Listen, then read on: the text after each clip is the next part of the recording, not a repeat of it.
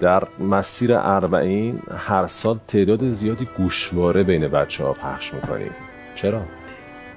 اینو البته من انجام ندادم، من خودم یه دوستامون انجام دادم و من باشون شریک شدم. اینه که از ما پذیرایی می‌کردن، این بچه‌ها رفتن فکر کنم یه 2-3 هزار بسته‌های گوشواره و دستبند و مثلا برای پسر بچه‌ها ماشین و اینو من خودم چند تاشو دادم. و می‌دیدم که چقدر این بچه‌ها ذوق می‌کردن. آخه حالا چیزی هم نیست، یه گوشواره مثلا پلاستیکی هم که بهش می‌دی اینو نگاه می‌کرد تو دستش، میرفت به پدرش و مادرش نشون میداد. چرا گوشواره؟ یا رقیه یا رقیه یا رقیه.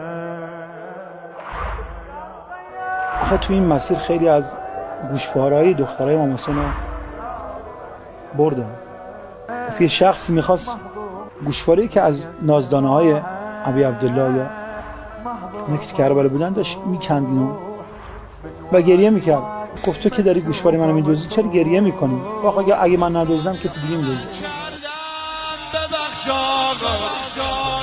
اگر اذیت کردم ببخش آقا، با هر کسی غیر از تو زبونم لا، اگر رفاقت کردم ببخش آقا.